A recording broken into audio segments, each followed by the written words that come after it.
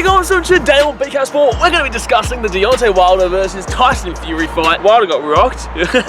Wilder got absolutely rocked, son. Now we'll get to that in a minute. Oh, well, we get into that in a minute. Yes, we damn well will. If you don't know what I'm talking about, Deontay WIlder and Tyson Fury are both heavyweight boxers, and they were in a massive title fight just now. One of the most anticipated fights of a very long time. Kind of got that feeling like we were back in the 90s, the 80s, you know, back in those heavyweight times when it was really, you know, popping. Look.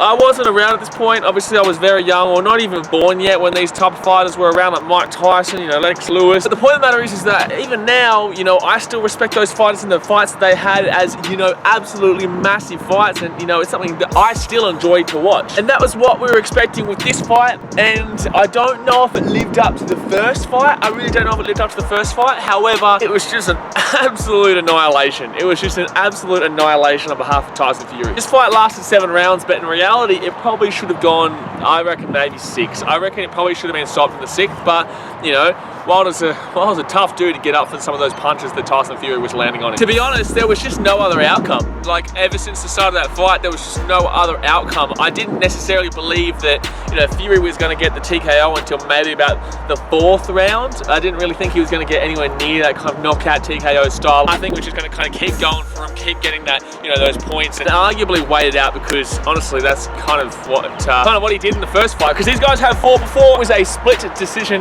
draw, which everyone was obviously shocked by. Some people said, you know, Wilder obviously won it. Other people said obviously Fury won it and he was robbed. But you get that all the time with split decisions, and it's just everyone's always kind of just saying like this person won or this person won. That's the point of a draw. You know, there's no real clear definitive winner, as you obviously saw in that fight. Tyson Fury obviously got knocked down a couple of times in that fight, so people were expecting that Wilder was going to come out and do basically the exact same thing, and Fury was going to kind of try and get through to the points, and that's what the betting was like. However, as we saw from the opening rounds, first round, second round, third round, 4th round, 5th round, 6th round, and out 7th round, Fury was just absolutely dominating in every single aspect. I feel like coming into this fight, Deontay loves to talk, and personally, I don't actually feel like Deontay WIlder is as good a fighter as he has become. I think he's gotten here from a few coincidental kind of pushes, really. And I feel like he is a fantastic fighter, but not technical enough to be at this point, really. We've just seen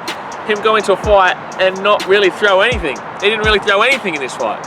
I can't really recall a good hit that Deontay WIlder got. I can't actually recall him getting a clean real jab or a cross or anything, really. It was shocking. Like, this was a shocking performance from Wilder. It could have been, you know, an absolute tactical masterclass by Fury, which it was. But in the same sense, I think Wilder definitely got caught out here. I think Wilder definitely got caught out, and he got absolutely walloped. And to back that up, it's not just me saying this here. It's not just Facebook or Twitter saying this. It's not just Instagram. It's not all the other social medias. It's also the judges' scorecards that gave every single round to Tyson Fury. Did I say more? Like, this was a ridiculous performance from Wilder. He didn't throw anything. It's not like he came out, you know, he kind of got caught once after coming out hard and got caught once and then kind of backed himself off. He just didn't do jack shit. To be honest, I was really looking forward to an Anthony Joshua versus Deontay WIlder fight.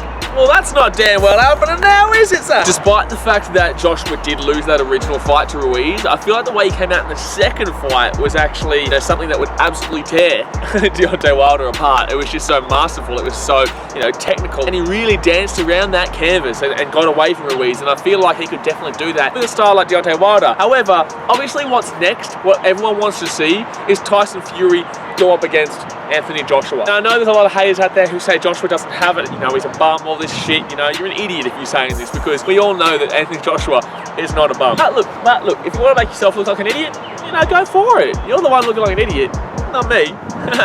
Not me. I personally feel like Fury will win that fight. I feel like the way Fury just fought was just so, I didn't really know, it's just so aggressive, and he really came at him, and I know that kind of Ruiz's style is come at him and be aggressive and get up in close. That's not really what Fury did. It wasn't exactly, you know, just coming up close and just getting real aggressive really close. He was coming back, he was going forward, he was picking his time. You know, he was actually finding the right moments to just come and smash, absolutely smash Wilder. But he just found the the right time. It wasn't just a pump performance. Even though it may have seemed like a pump performance, I don't believe it really was. I feel like he just really knew when to throw him and when to actually find that space, find that gap to get up underneath and absolutely smack Wilder. And he came with a few crosses. Actually, the knockdown, one of the knockdowns, he caught him with a clean right hand, like clean right hand. Genuinely 99% of people on this earth would have got knocked out from that punch. That was just clean, son. But obviously Wilder got up, showed that he can get up from those massive, absolutely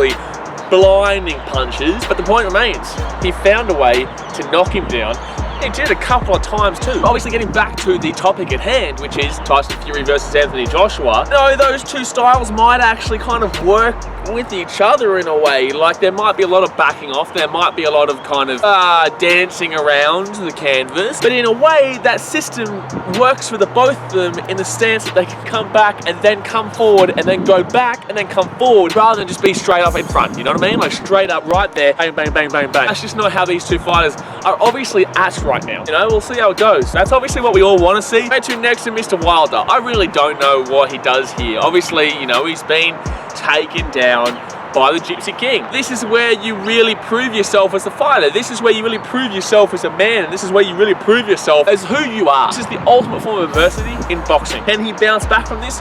Personally, I feel like he can, but will he ever get to the same level? He's not going to beat Tyson Fury. I believe that Deontay does actually have a rematch in the clause, but I feel like that's the exact same style that Fury's going to come out with next time, and it's probably going to be the exact same result. It was just such a definitive fight. It was so definitive in every aspect, and there's nothing really that could say that Wilder will come out, he'll adjust his routine, he'll adjust how he fights, and he'll come back like Joshua did versus Ruiz. I didn't see any positives from that performance whatsoever from Wilder. It looked like, look, I was actually saying this beforehand. It seemed like Deontay Wilder was nervous, and obviously, you know, there's the talk of him going back and forth in the locker room. Like, okay, fair enough. You know, a lot of people want to read into that what they will, and I guess that kind of alludes to what I'm referring to here. And even before the fight, I just saw that when he was walking out, he wasn't walking very confidently. When he took off his mask, he wasn't looking exactly confident. He did look nervous. He looked nervous the whole time. I'm not going to say he's a pretender. You just can't get to the top without being somebody, without being and having the ability to be at the top. I'm just not a big fan of his boxing. I'm not a big fan of his boxing. He's the type of fighter that he needs a knockout. If he doesn't get the knockout, he gets flustered. And there was no way he was knocking out Fury in that fight. Like, there was no way he was knocking out Fury in that fight. Firstly, because he didn't throw any punches to start with. And secondly, because the way he fought just then was just an absolute tactical masterclass. Now, just quickly, obviously, I was a little bit shocked when the towel was thrown in. So obviously, the towel was thrown in by his team because Wilder was just getting absolutely battered and bruised, and he had apparently a broken jaw, a busted eardrum. It was just a walking train wreck, basically. But at first, I didn't actually see the towel get thrown in. You see, I didn't actually see it get thrown in, and I thought the ref called it. And you could see that he wasn't able to defend himself really, but I just didn't, at the time, I could see that Deontay was still up. He was doing his best, but enough to kind of get him through maybe a couple more, or maybe a minute. But the thing is, there was no point anyway. He was getting done anyway, so that's the point. So I was a little bit confused at the time, but then literally straight after, you're just like, well, shit, man, that should have been stopped in the 6th. Like, it was done in the 6th round. He got slaughtered in every single round. So that 6th round, I'd argue that showed just as much as the 7th, if not more than the 7th, that he just didn't have what it takes in this fight. I was waiting for that clean knockout. I was waiting for, you know, them to go toe for toe, really, you know, just like start swinging and start going for it. That's the style Deontay is. Obviously, Tyson would never really go on that style, but it just would have been nice to see some real kind of aggressive actions besides the Fury just basically just walloping him. But it was still enjoyable. It still was enjoyable, and obviously now we have something else to look forward to in the prospect of Anthony Joshua and Tyson Fury. Who do you guys think will win that fight? Who do you guys think will win that fight? Go in the comment section below and let me know. Do you reckon it'll be the Gypsy King? Will he come out and will he absolutely destroy him just like he destroyed Deontay Wilder? Or will Anthony Joshua come out and, you know, take that title off him? Will he come out and prove what he used to be? Because obviously, in a way, if you think about it, he used to be the out top, but then after that loss to Ruiz, his brand went absolutely boop. And then Deontay Wilder and Tyson Fury took over those top 2 spots. However, I feel like Deontay now will go behind Joshua. Joshua now gets bumped up to 2nd, obviously Tyson Fury 1st, and then we're going to see Joshua on a redemption grind. He had that redemption grind against Ruiz in the 2nd fight, but a lot of people didn't like the way he boxed. Okay, cool. He still boxed, he still won, and he did it really well. I don't really care that people were just like, you know, he's running from him, he's running from Ruiz. Well, why would you go out and box the exact same way if you just got beaten in the first fight? Why would you go and box the same way and play the exact same fighting style that Ruiz is wanting?